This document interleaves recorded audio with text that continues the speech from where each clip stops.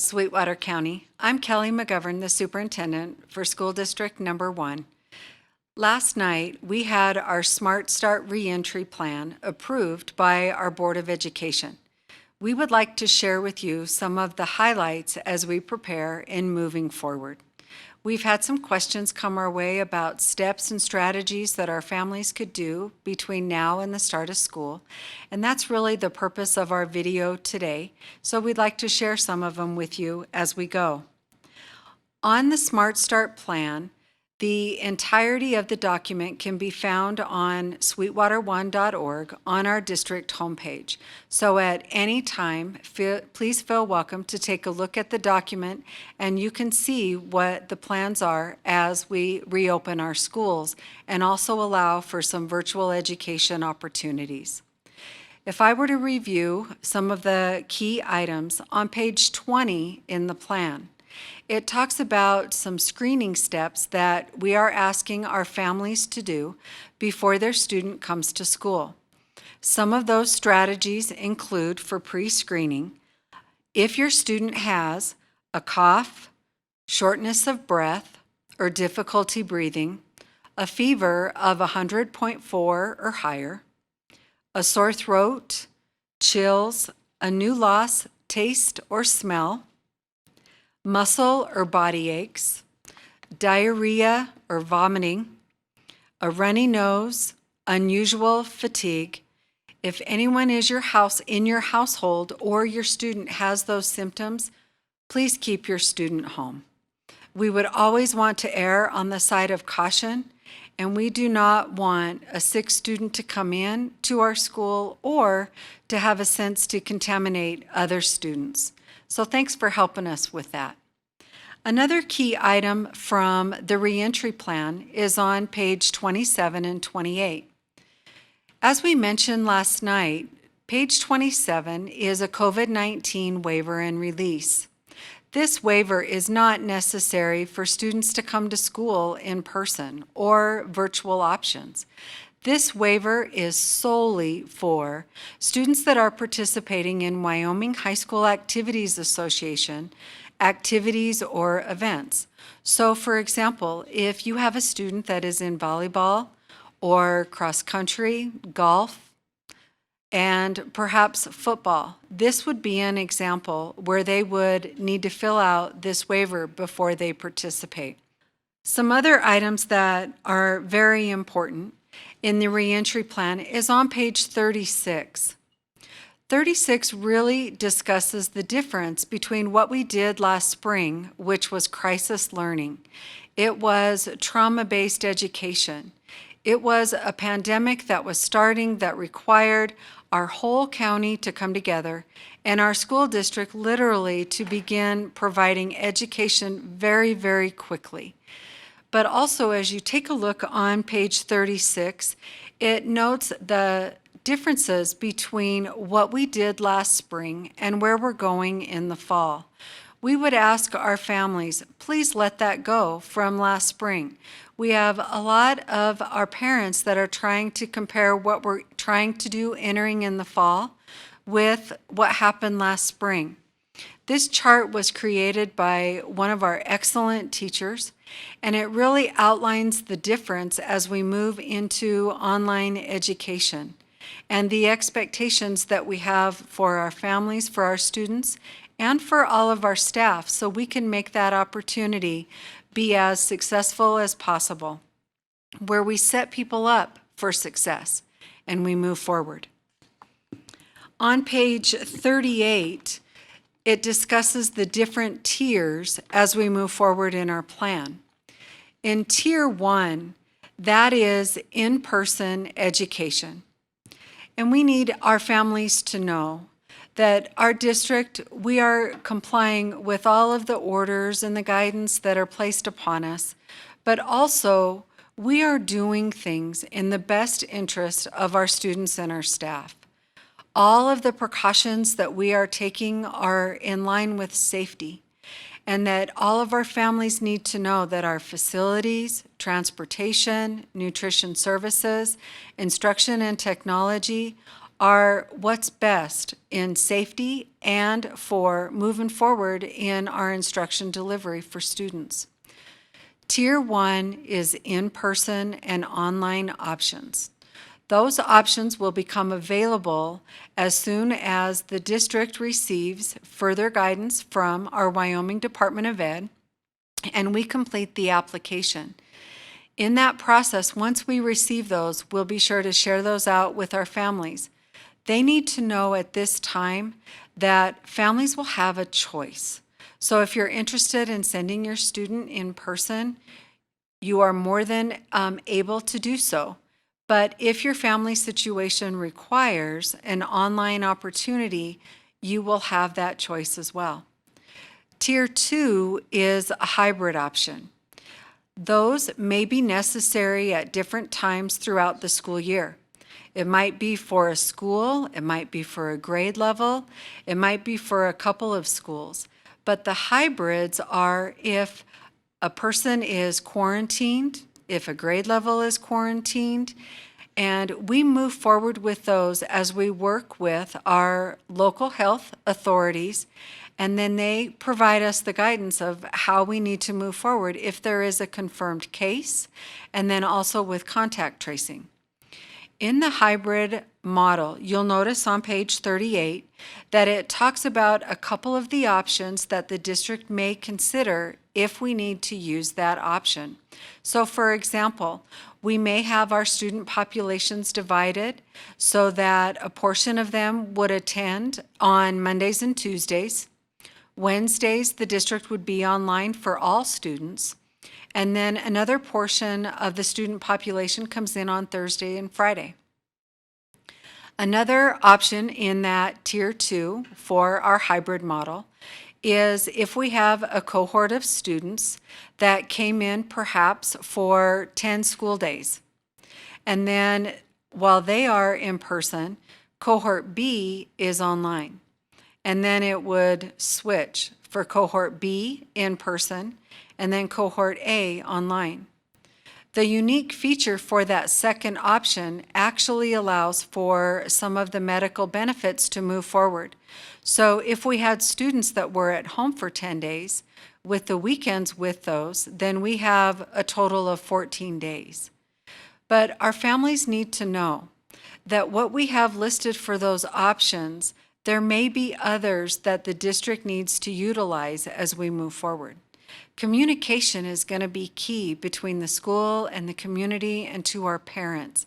And so we will always do our best to make sure that you are fully informed of the choices that are coming before you, and then also the plans that the district has in moving forward, and then also individualized for your school. And you will hear those details coming from your building principals. In Tier 3 is full online education. So in the event where our district schools need to go solely online, we will be utilizing that option as we move forward. And we will have strong expectations, as I've mentioned before, for everyone so that we can make that opportunity be as successful as we can. So if you haven't had the opportunity to take a look at our Smart Start plan, we really encourage you to do so because we know that the safety of our staff, the emotional and physical and social well-being of our staff and students really is at the forefront of our plan. It's a priority that we work with in every decision that we make, and that's very important for our community to know and to understand. So our timeline for this will get more information out as soon as possible. Please keep an eye out for all of those. I encourage you, if you don't have Parent Square, please sign up for that as soon as you can. We'll get that going for you. Check our Facebook page. We always try to put things out there. And then also our website, sweetwater1.org. We encourage you to make this event as successful as we can. And I'd really like to thank all of our parents and community and our staff as we move forward and we make this next school year be the best that we possibly can. Thank you. Hi, my name is Nicole Bolton, and I'm the Human Resource Director for Sweetwater School District Number 1. There have been many inquiries and questions that have come our way with these uncertain times and with the reopening of schools. I'm hoping with some of the information that I'm about to provide that I'm not only able to answer these questions, but I'm also able to ease some of the fears and concerns that have come our way and that you have. We know that many will agree and many will disagree with whatever plan is put in place. But we need to make very clear that the decisions being made by the district for the re-entry are not based, nor can they be based on personal beliefs, political beliefs, or any one's opinion. All decisions are determined and based on the state and local guidance from state and local health medical experts, the CDC, and the rules of what we are able to do to open schools in the safest manner possible. All decisions have the health and well-being and safety of over 6,000 individuals with staff and students in mind. But it goes beyond that in what our staff and students could potentially take home to loved ones. We have a very, very diverse population with many different needs and levels of care. It is essential that we take every precaution while we offer quality educational opportunities to all students. This is not a decision that we are taking lightly. We are trying to anticipate every what if, so we can anticipate our response. The what ifs, they're endless. So much unknown and so much out of our control, but every reaction and decision we make has an effect. That is constantly in the back of our minds for every single decision we make. We cannot emphasize enough, we want students back.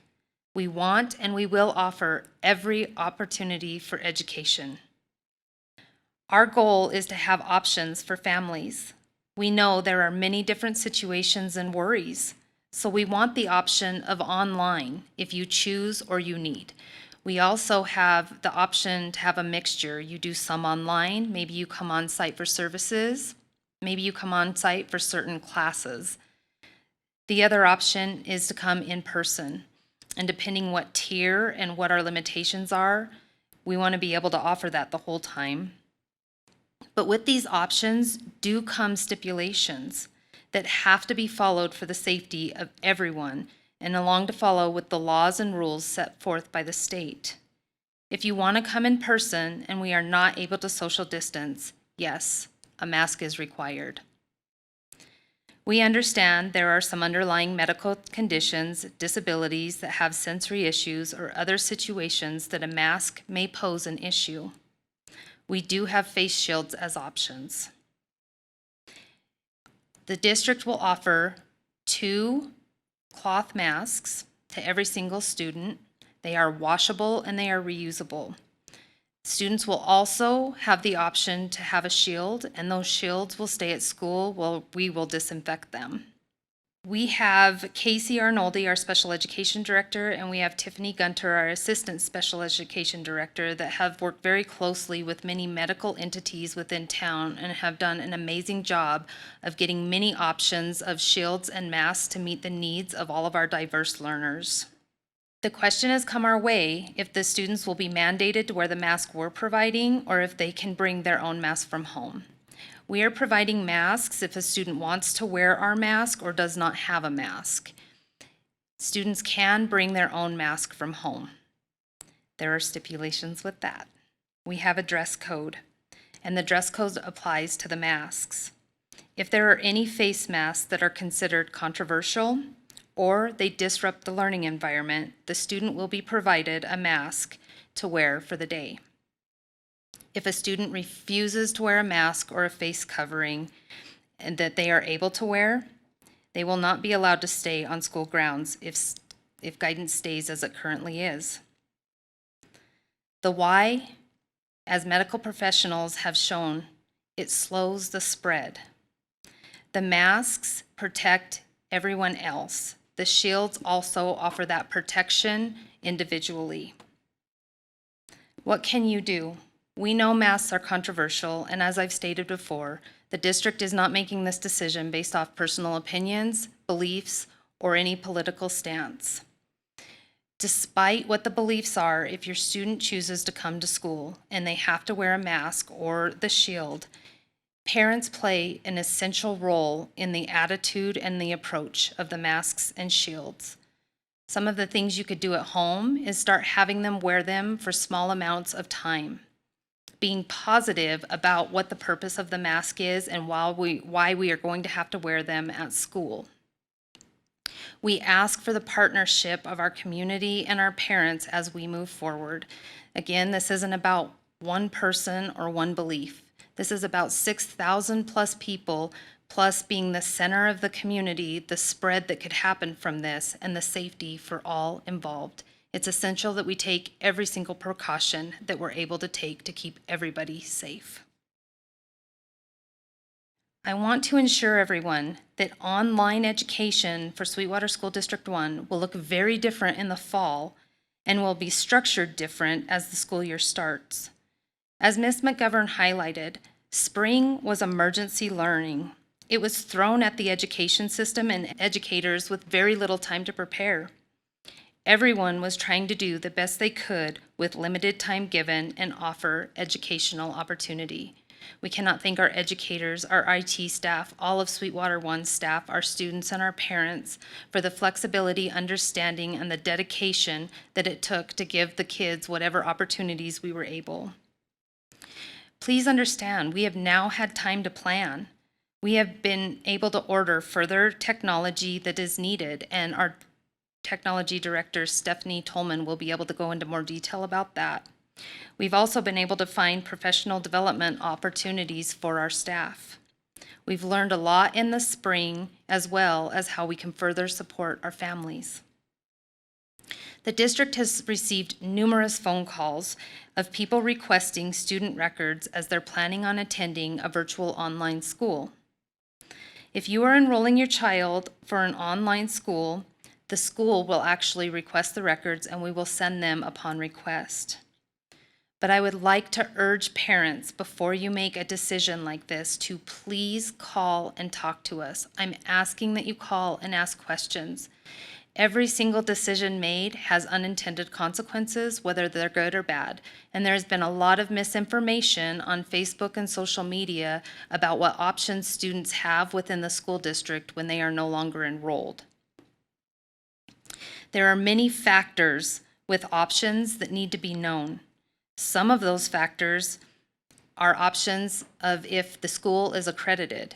If you choose to homeschool your child and provide a curriculum that is not accredited, if you choose to enroll your child into a school system that is not accredited, it is highly unlikely that if you re-enroll them in our school district as a high school student, that any of those credits will be accepted. There are exceptions to that, but if it's not accredited, we have rules we have to follow, and it's unlikely that they will be accepted. If they're not accepted, that affects graduation. It's critical that you have that conversation with us. There's also the talk about if you're homeschooled, that you have options to participate in school activities and different classes during the day, and that is true. However, that is not true if you are not enrolled in our district and you are enrolled within another district. Those options are not necessarily there. We have to have a memorandum of understanding with that entity that you're enrolled with, and oftentimes that memorandum of understanding is saying that we are not allowed to offer those, and it comes down to funding. Please talk to us. It matters what the student will be able to do within the district, and also if they re-enroll, how it can affect them. But I cannot emphasize enough that we ask you to please talk to us. I know people have the fear that if they have to stay home, that our online learning is going to look like it did in the spring. Again, that was emergency learning. We have new structures in place, and we are moving forward in a different aspect to be able to offer quality online learning and giving our educators the opportunity and time for the professional development and the time to plan in order to give great educational opportunities. We ask that you slow down and consider all of the options and the facts. We want to see the kids. We want the kids back. We want your students with us. The more information will be coming on the district's virtual options. But again, please call, have conversations with us, do whatever it takes to get all the facts so that you can make the best decision for you and your family. The district has that plan that is flexible to meet the needs dependent on whatever situation is with COVID and what the state health and guidance is at that time. We know the critical role that our district plays for our families. It's not just about educational opportunities. We understand that there are parents that have to work. They cannot just take off at a dime. They do not have childcare set up if random days are taken off. I'm not indicating or insinuating that parents feel like we are a childcare facility, nor is their judgment, but we understand that we play that role with childcare. We know we play a role with the concerns of feeding a child. We know we play the role of offering a safe place and shelter. All of that is in our minds when we're making these decisions and moving forward. We will be making plans for help online during the day and after school hours for students. It's our priority to make sure everyone is successful. There are many questions on attendance. Our attendance policy is still in place. However, if you are sick, stay home. That has always been the guidance. If you're running a fever, if you're throwing up, if you have diarrhea, stay home. If you suspect that your child is sick with COVID symptoms, stay home. The key has been and is essential in moving forward: communication with our principals and our nurses. Through communication, we have ways to document confidentially situations so that attendance does not count against the student. With some of the options, they may be able to attend remotely, which will count as them being there. We have codes to account for kids and how they are going to school that will not hurt the students, and they're able to stay home if they're sick, if they're quarantined, or if it's that choice to stay home. We are very lucky to have the school nurses we do. They are highly educated, experienced, qualified, understanding, empathetic, and we fully trust their judgment and guidance. Your communication with our principals and our nurses will be the key to success in moving forward. Our attendance policy is in place to help everyone be successful, not hurt people. We emphasize again, if you're sick, stay home. Please understand that all HIPAA and FERPA laws will be strictly adhered to. We will not be releasing any kind of confidential information, and the guidance that we give will be within the restrictions that we're able to. There have been inquiries about allergies and how we will accommodate those if lunch is not served in the cafeteria. I want to assure you that no matter where lunch is served, whether it be the cafeteria, the classroom, or another alternative environment, we will make sure that there's accommodations in place to meet the needs of all students. There have been questions on if there's going to be frequent COVID testing on staff and students. At this time, that is not in place, but it's also been asked if a child has COVID-related medical expenses, if the district is going to have to pay for that. We have looked into this, and we want to be forthfront that the answer is no. If your child has COVID-related medical expenses, if they have to see a doctor in order to return to school, the district is not responsible financially to pay that. We've had questions for our staff. Our staff health and safety is just as important as our student health and safety. We have taken many precautions and gotten many supplies in and put in many procedures in order to keep them safe. Please know that all of these will be detailed out for your information so that you are well informed coming back to work. It is a priority to support and protect everyone within the district. Please know training will be coming out today. We have many educators that have been asking for training and professional development opportunities before school starts as they would like to prepare, and they are coming out today. More to come after that. There have been a lot of questions from staff and from parents on how we are going to deal with quarantine of teachers if teachers get sick or if teachers are high risk and unable to come to work. Please know that there are leave policies in place, there's practices and procedures, there's COVID laws that not only detail out this information, but are in place in order for us to support all of these situations. Again, the safety and well-being of our staff is just as important as the safety and well-being of our students. We also have masks that we've bought if the staff need them. They are welcome to wear their own. And each staff member has also been equipped with a face shield in order to help with the protection, the spread, and also protect them. Please know that these leave policies and any options we have will be detailed out for the staff so that they know exactly what they need to do if any of these situations come up.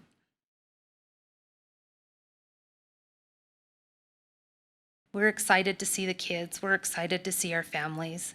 It is not going to be business as usual, and we understand that. We understand that there's fears. We understand that there's going to be people that don't agree. And again, we have flexibility and we have options to meet the needs of every family and respect your wants. It may depend on what tier we're in, and that's okay. We have to have a plan no matter which way we go.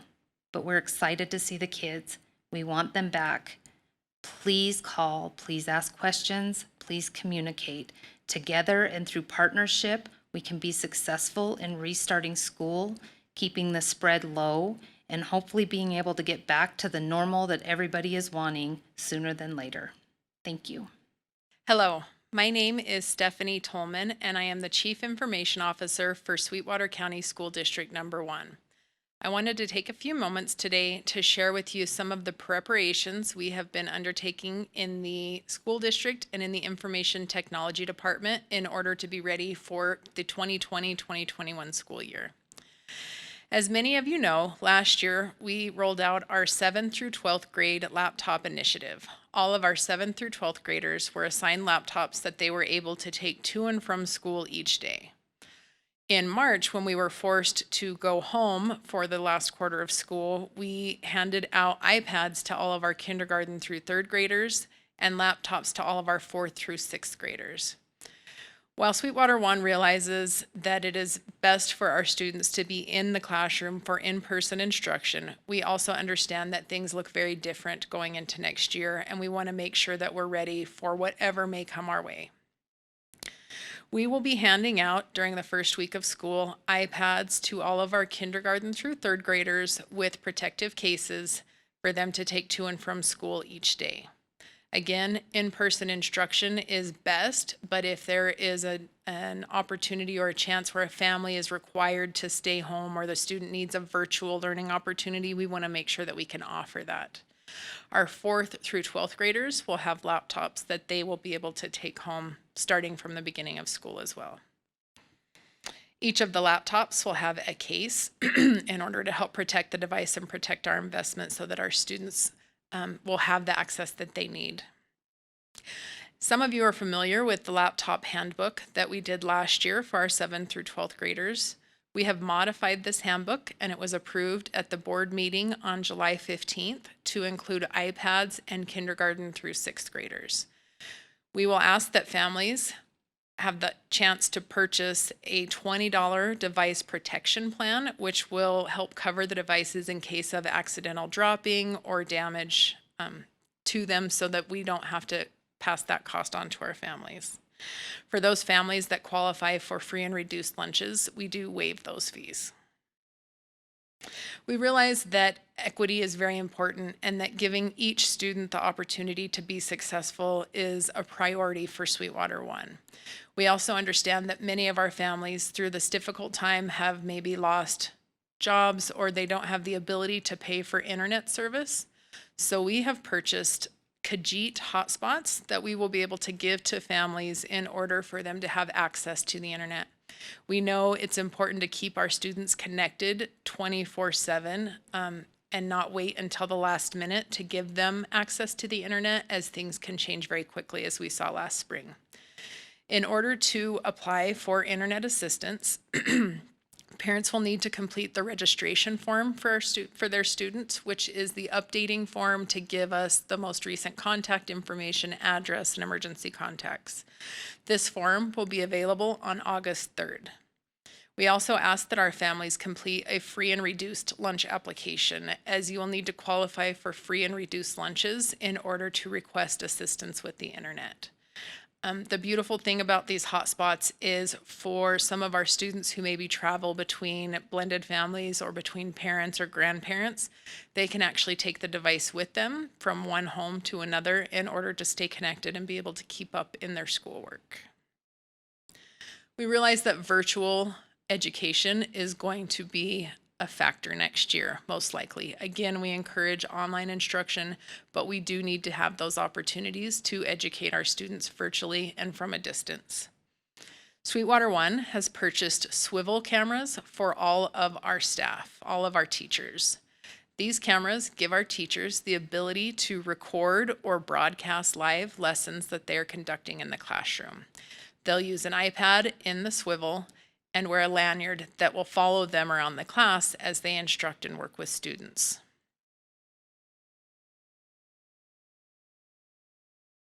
We're going to require that all of our teachers record their lessons so that they could be available later, but it's going to be a unique opportunity for those students who may be unable to attend school in person to be in the classroom, to interact with their teacher and to interact with their peers and their classmates. We're very excited to be able to present this opportunity, and we think this is going to make a big difference. We all realized that last spring was trauma and crisis education. It was not virtual education. It was not online education, and we really turned on a dime in order to make sure that we were keeping our families and our students safe. This fall will look very, very different. There will be different expectations for those students who may have to stay home, who may need to stay home. There will definitely be expectations for participation and working with their teachers and working with their classmates.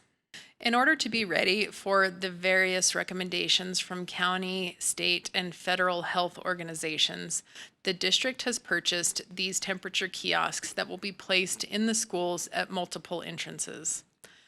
The temperature kiosk is a hands-free method for students and staff to be able to have their temperature taken in a confidential manner and to monitor and make sure that we don't have anybody with a fever coming into our buildings.